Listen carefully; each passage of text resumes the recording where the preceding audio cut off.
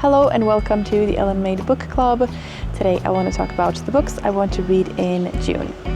So there's some lovely greenery, but I can't really... Okay, let's just try this.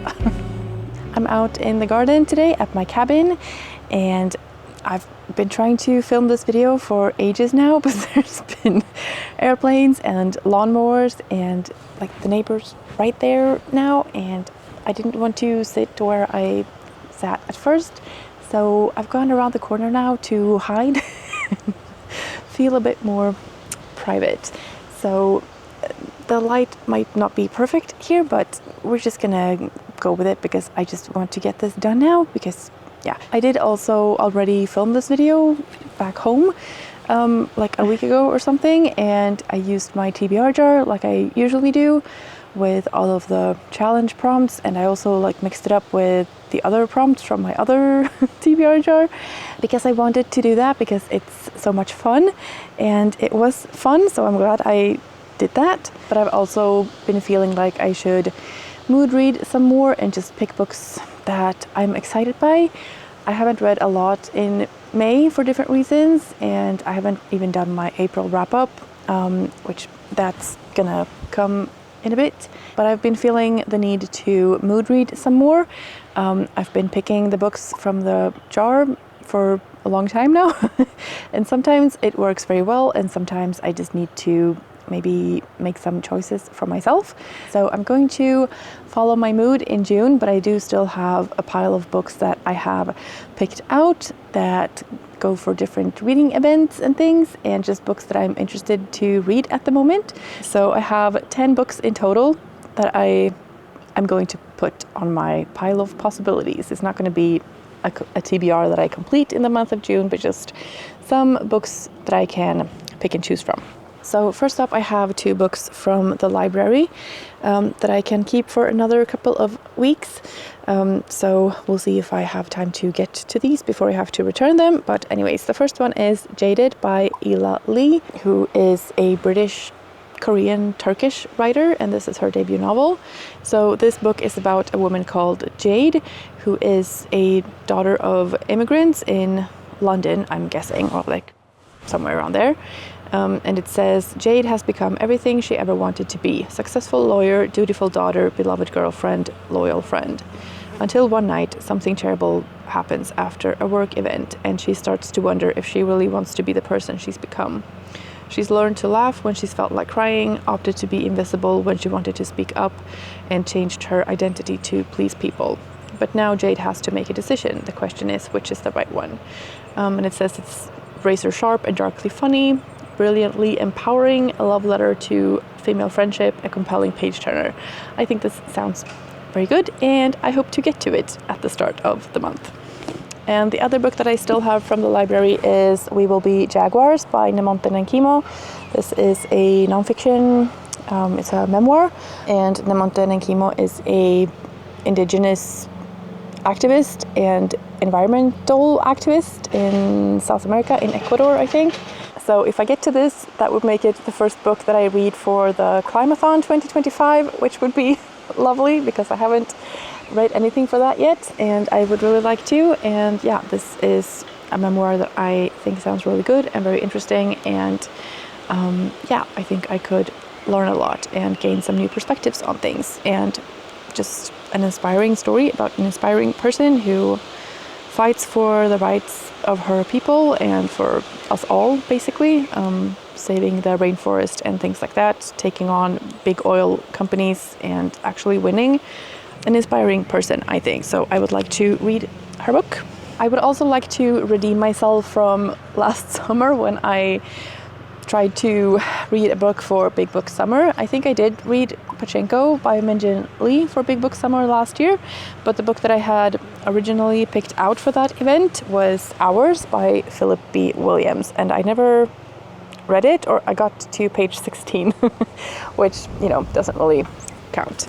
Big Book Summer is an event that goes all summer long from Memorial Day to Labor Day, and those dates don't really mean that much to me, so I just think of it as June, July, August. The way to participate is just to read a book that is 400 pages or more. And this one is over 500 pages, so this one definitely qualifies, but I can't just read 16 pages. I have to read the whole thing. So yeah, I think my best bet is to start it in June and go slow, and hopefully by the end of summer I will have read this. And I don't know why this has become such a chore in my mind, or like such a an obstacle, or like a hard book to get through. I don't think that it will be. I enjoyed the writing when I started it. It's a little bit like, it takes a bit of brain power perhaps, but yeah, hopefully I will have some mental space this summer to get through this. Big Book Summer, by the way, is hosted by Sue Jackson and Melinda at A Web of Stories. And Melinda at A Web of Stories also co-hosts the Historical Fiction Readathon with a bunch of other co-hosts, including Shelly at Shellyish. And I did a video with like recommendations and ideas for that event and the prompts and all of that, so I will link that below and in the cards and things if you want to check that out. But this is one that I thought would fit the alternate historical fiction prompt for that challenge or reading event. It's not a challenge, like you don't have to read for the prompts, but this one happened to fit, I think, so whatever. This is set in Arkansas in the 1830s, and there is a fearsome conjurer named Saint who rescues the people enslaved there and brings them to a haven of her own creation, a town just north of St. Louis, magically concealed from outsiders, named Ours. But then over time there are cracks in her creation, and some begin to wonder whether the community's safety might be yet another form of bondage. So yeah, it's a discussion on what it means to be free, and then set in this historical context, but with a bit of magical realism, I guess. And it's written by a poet, so all of that combined just makes it a very compelling premise to me. And so yeah, I really do want to read this. It's just become a little bit of a chore in my mind because I was going to read it and then I didn't, and so now it's just hanging over me, something I should have done. So yeah, I just figured I'm gonna read this and then I will have read it, and then I won't have to feel bad anymore for not having read it. And then I have 2 other books picked out from my shelves. I talked about a few different books that I want to read in that historical fiction video, but I don't have all of those, so I figured I should look at my shelves first and see if there's anything there that I want to read, and there is. So the first one is The Darlings of the Asylum by Noel O'Reilly, and this one has like mixed reviews, and so I'm not sure if this is the highest quality. I have no idea, but I am intrigued by the premise and I think it sounds interesting, so I want to try it. This is set in 1886, and it says, a respectable young woman must acquire a husband, but Violet Pring longs to be a professional artist and live on her own terms. When she turns down a desirable marriage proposal from an eligible Brighton gentleman, her family have had enough of her independent streak. Against her wishes, they lock her away in Hillwood Grange Lunatic Asylum. The tagline is, "To marry is madness, to escape is impossible." It's historical fiction, it's about women, it's written by a man, so I don't know if that's why people don't like it, or I mean, I'm sure some people do. It's a darkly atmospheric psychological thriller that oozes menace, and so I'm kind of in a mood for some dark things, and this one has been intriguing me for a long time, so why not read it for Historical Fiction Readathon? Okay. And then I also have The Remains of the Day by Kazuo Ishiguro, and this is, you know, a very well-known book. The author is a winner of the Nobel Prize in Literature, and I think this book is also the winner of the Booker Prize. A contemporary classic, it says on the back. Ishiguro's beautiful and haunting evocation of life between the wars in a great English house. I don't really know what the story is. All I know is this little thing on the back, and it says, in the summer of 1956, Stevens, the aging butler of Darlington Hall, embarks on a leisurely holiday that will take him deep into the countryside and into his past. That's really all I know, and it sounds very interesting to me. And this is also one that I have picked out for like different challenges that I'm doing, so that will work as well. And then I have 2 more physical books, and the first one I have had on my TBR for 2 months now and haven't gotten to yet. But maybe that was how it was meant to be, because June is Pride Month, and so what better time to read Detransition Baby by Torrey Peters. So the main character is called Reese, and it says, Reese nearly had it all. A loving relationship with Amy, an apartment in New York, a job she didn't hate. She'd scraped together a life previous generations of trans women could only dream of. The only thing missing was a child. Then everything fell apart, and 3 years on, Reese is still in self-destruct mode, avoiding her loneliness by sleeping with married men. When her ex calls to ask if she wants to be a mother, Reese finds herself intrigued. After being attacked in the street, Amy detransitioned to become Ames, changed jobs, and, thinking he was infertile, started an affair with his boss, Katrina. Now Katrina's pregnant. Could the 3 of them form an unconventional family and raise the baby together? Sounds a bit messy, to say the least, and it's said to be funny and sort of heartwarming, or like filled with compassion. And yeah, I just think that it's a very interesting premise, and I want to read it. So yeah, this is on my list as well. And then I also have a book that I bought recently at the bookstore. I was browsing in there for a very long time, and there will be a book haul coming. But this was one that I had seen before, or like recognized from my want to read list on Goodreads, and I saw it in the store, and I read the back of it, and I was very intrigued, and then I couldn't let it go. I kept browsing and just kept thinking about this book, and so I decided to get it, and that is Rabbit Hole by Kate Brody. This also doesn't have the highest ratings on Goodreads, but I don't always agree with those anyways, so I decided to pick it up. I think it sounds really interesting. Teddy is no stranger to morbid public interest in her family's tragedies. After the sudden death of her father, 10 years to the day of her sister Angie's disappearance, she intends to maintain as much privacy as she always has. But clearing out his office, she stumbles upon her father's double life, a decade-long investigation into wild conspiracies from a Reddit community of true crime fans fixated on Angie, and quickly finds herself falling down the same rabbit hole. There's a quote on the front that says it has all the trappings of a true crime podcast, a gritty tale of family secrets and addiction, a brilliant dark debut about grief and the way in which the internet can magnify mania. It also has a bit of like mixed media. There are some like stuff from the Reddit threads and things like that, like online comments. And yeah, I usually enjoy true crime documentaries, and this book felt like that to me. It says it's a twisty, pacey crime thriller with wit and unusual plot lines.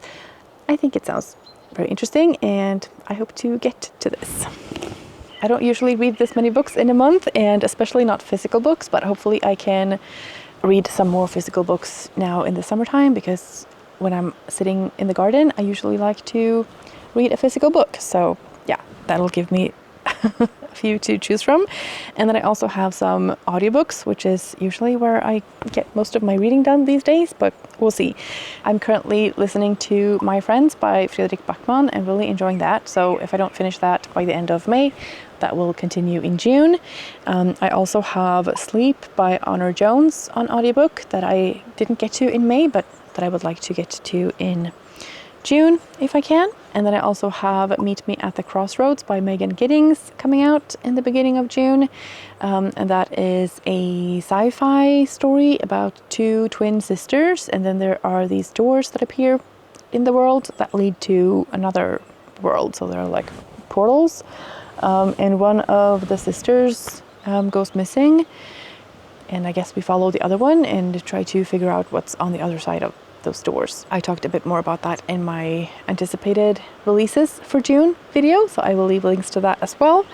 And in that video I also talked about Great Black Hope by Rob Franklin, which I would also like to read in June. That is about a young black gay man in New York, and his friend is murdered, I think, and he is arrested for cocaine possession, but he's also from a wealthy family, so there's the clash between his class and his race, and yeah, that just sounded like a very interesting book as well, and I will have that on audiobook, so I very much hope to get to that one as well.